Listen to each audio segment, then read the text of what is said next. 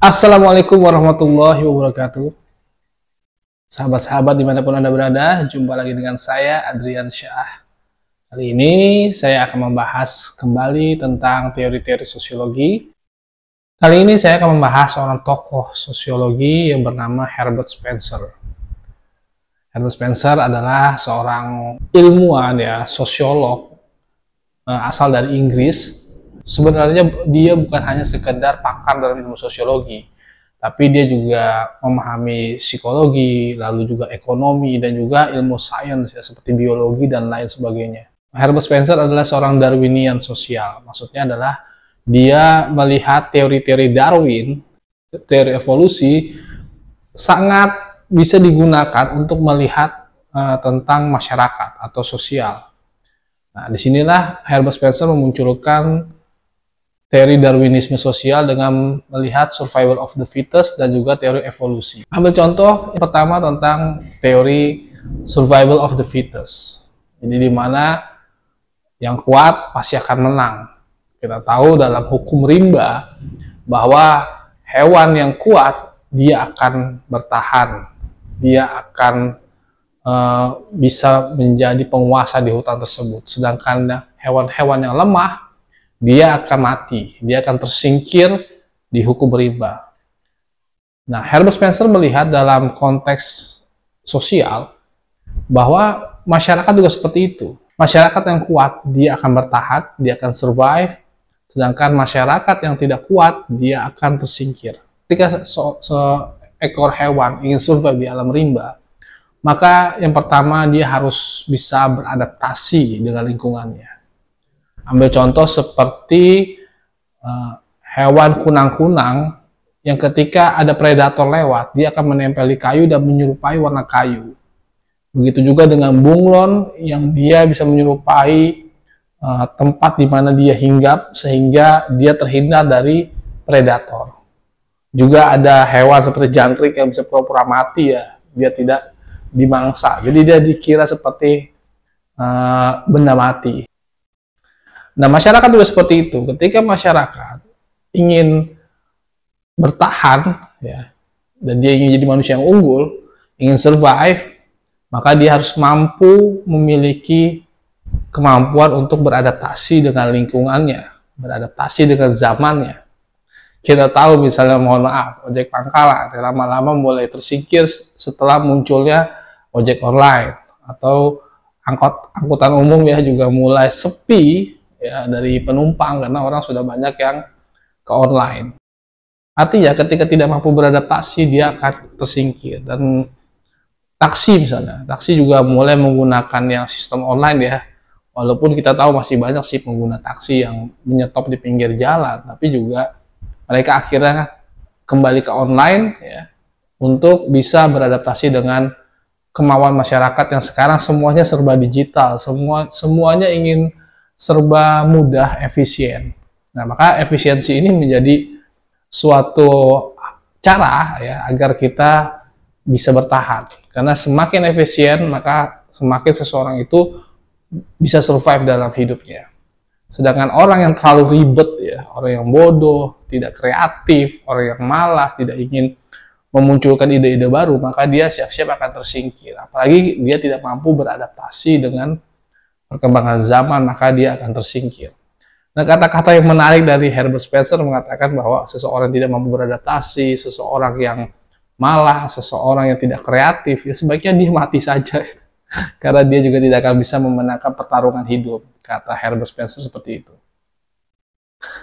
Baik sahabat-sahabat dimanapun Anda berada, Darwinisme sosial ini juga menarik sekali kalau kita pakai dalam kehidupan saat ini Artinya memang zaman itu berubah, berarti kita juga harus berubah. Bukannya kita melawan perubahan tersebut, maka kita akan tersingkir. Sekarang semua serba digital, maka mau tidak mau kita harus belajar bisnis digital. Ambil contoh, banyak sekarang mall-mall yang sudah sepi pengunjung, sudah tidak ingin. Dulunya mall itu sangat rare di era-era tahun 80-an, 90-an. Anak-anak gaul Jakarta itu banyak berbelanja ke sana, tapi sekarang sudah sepi. Kita lewati lorong-lorongnya banyak ruko-rukonya yang tutup, karena sekarang orang sudah belanja di online ya. Sudah mulai ada Tokopedia, ada Shopee dan segala macamnya gitu.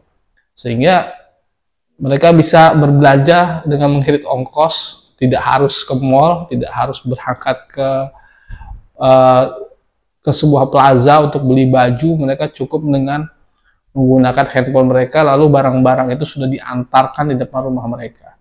Bahkan kita makan juga bisa begitu, hanya tinggal menggunakan handphone, makanan diantar ke rumah kita.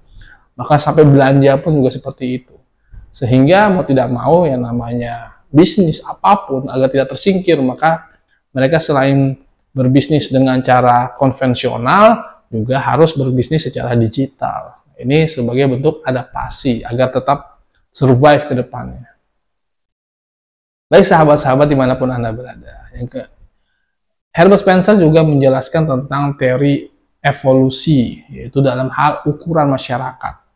Jadi dia melihat perubahan evolusi suatu masyarakat itu dari ukurannya. Teori ini sebenarnya terlihat dari Darwin ya, teori Darwin yang mengatakan bahwa kuman, bakteri ya, itu kan dulunya mungkin seragam, tapi lama-lama kok terjadi perubahan ya di kuman-kuman tersebut. Jadi ada istilah mutasi genetik ya di situ. Sehingga kok ada jenis-jenis baru, ada jenis-jenis bakteri baru gitu. Nah, ini ternyata bisa juga terjadi pada manusia. Manusia itu mengalami perubahan dalam ukurannya. Jenis, bukan dalam artian manusianya berubah jadi seperti apa, tapi berubah dalam artian ukurannya. Misalnya dulu, yang pertama masyarakat itu kan sederhana. Zaman dulu mereka nomaden ya, seperti ke hutan, ke gunung, jadi berpindah-pindah tempat tinggal ya.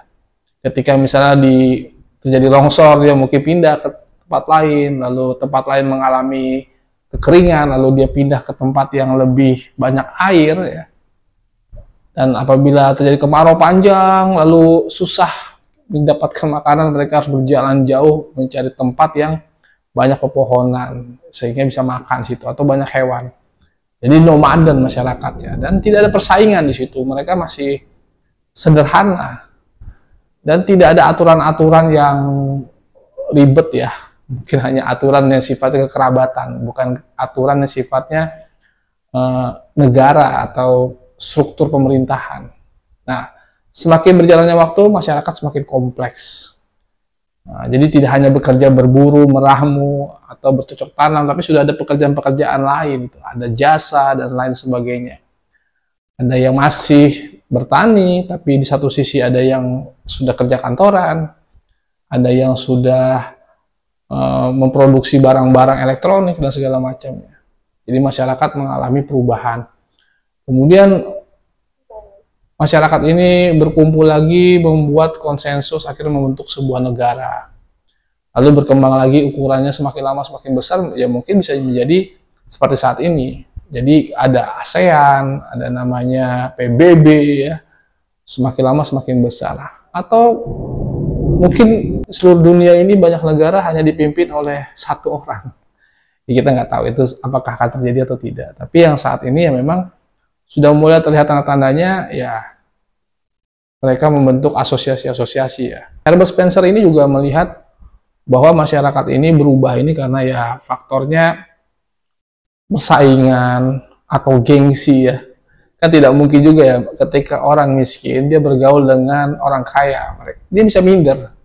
Orang kaya misalnya ke kafe atau berlibur ke luar negeri, sedangkan dia tidak memiliki kemampuan secara finansial melakukan itu. Mau tidak mau dia harus bergabung dengan orang-orang miskin juga. Begitu juga dengan orang yang dulunya miskin lalu tiba-tiba kaya, itu juga tidak mau bergaul dengan orang miskin. Kenapa? Ya karena mungkin berbeda dalam hal mindset, berbeda dalam hal kepentingan. Mereka butuh jaringan-jaringan bisnis, jaringan-jaringan yang lebih besar, peluang-peluang yang lebih besar, maka mereka harus bergaul pada komunitas orang-orang kaya juga gitu. Sehingga mau tidak mau masyarakat ini menjadi kompleks ya, berkelompok-kelompok karena sesuatu yang bersifat alamiah ya. Jadi secara alamiah manusia ini sebenarnya akan lama-lama berevolusi menjadi berkelompok-kelompok. Nah, seperti itu. Itu yang dikatakan oleh Herbert Spencer. Dan sahabat-sahabat, Spencer ini juga menjelaskan tentang peralihan ya, evolusi dari masyarakat militer ke masyarakat industri. Nah, masyarakat militer ini lebih ke arah penaklukan ya, kalau kita tahu ekspansi. Jadi dia ingin menaklukkan negara-negara sekitarnya atau daerah-daerah sekitarnya menjadi di bawah naungan negaranya, sehingga memperluas ekspansi. Sedangkan masyarakat industri itu berbeda. Mereka lebih bertukar barang atau jasa ya ketika dengan negara-negara sekitarnya. Jadi bukan untuk menaklukkan. Kalau kita tahu dulu namanya Mongol ya. Mongol itu kan ingin menaklukkan negara-negara sekitar di bawah negara dia gitu kan. Tapi ternyata dengan adanya masyarakat industri itu tidak terjadi lagi. Jadi kita ke negara-negara lain ya saling bertukar barang ya atau jasa. Mungkin rempah-rempah kita jual ya, lalu kita menjual jasa apa gitu. Masyarakat militer itu lebih menggunakan paksaan kepada rakyatnya ya, dan memberikan sanksi ketika rakyat tidak mau mengikuti aturan negara. Berbeda dengan masyarakat industri, lebih mengedepankan kerjasama yang sukarela ya, jadi hanya ada kontrak sosial, jadi bukan suatu hal yang dipaksa. Jadi bikin kesepakatan, lalu kita bangun kontrak sosial dan kita sama-sama menjalankannya. Jadi disepakati lalu dijalankan, lalu membangun kerjasama. Masyarakat militer ini juga dominasi negara itu sangat luas ya, dan tidak ada kebebasan dari rakyat ya. Rakyat harus ikut aturan negara dan diseragamkan semuanya. Berbeda dengan masyarakat industri yang masyarakatnya itu ya bebas, tidak ada penyeragaman, tidak ada paksaan ya, dan negara cenderung untuk melayani kepentingan individu, kebutuhan individu, jadi bukan mengekang individu. Itu masyarakat industri. Masyarakat militer itu sentralisasi dan dia autokrasi ya, jadi otoriter lah pemerintahannya, dia terpusat semua, jadi kekuasaan itu terpusat. Berbeda dengan masyarakat industri yang desentralisasi dan sistemnya demokrasi. Dan kita mungkin bisa dibilang sebagai negara yang masyarakatnya industri ya, karena kita tidak ada sentralisasi, tapi ada desentralisasi, dan juga kita sistemnya demokrasi. Jadi pemerintah bisa kita kritik ya, kita memilih pemimpin dengan demokrasi, bukan berdasarkan ketakutan-ketakutan ya, karena represif itu. Aktivitas ekonomi masyarakat militer itu proteksi ya, jadi isolasi bisa bilang gitu. Jadi menutup diri dari asing ya, dari asing, sehingga mereka ya udah berdagang dengan antar pulau, mungkin antar negara mereka saja gitu.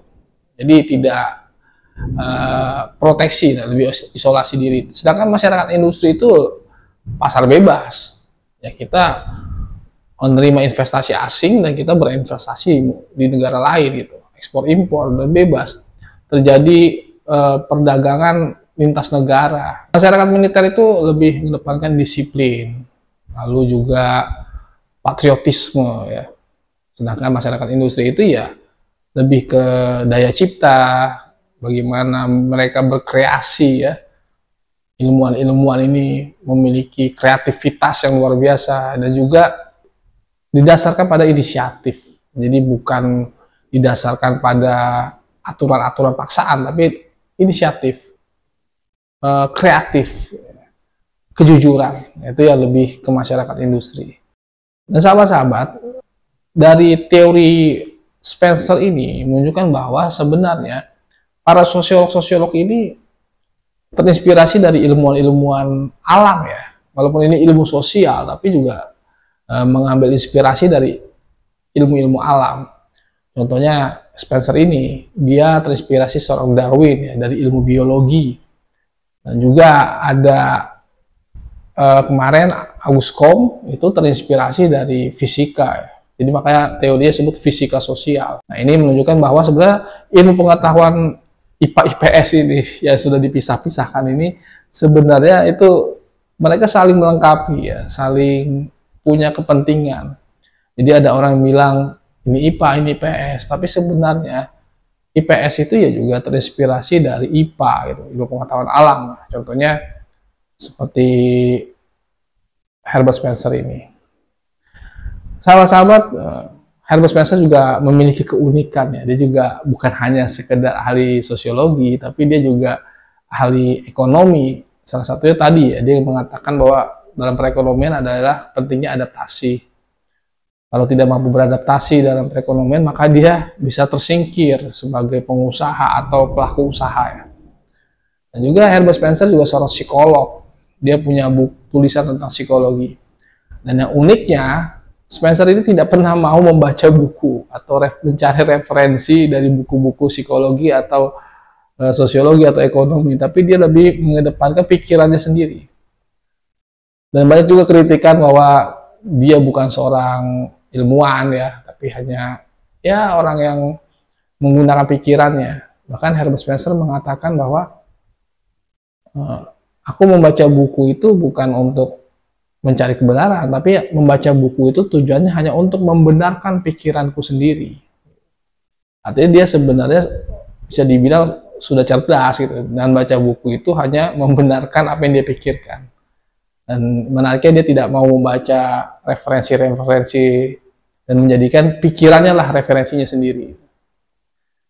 Baik, sahabat-sahabat, mungkin itu saja teori dari Herbert Spencer. Selamat menyaksikan konten-konten berikutnya. Jangan lupa like, share, comment, and subscribe channel Dialektik TV. Sekian dari saya. Wassalamualaikum warahmatullahi wabarakatuh.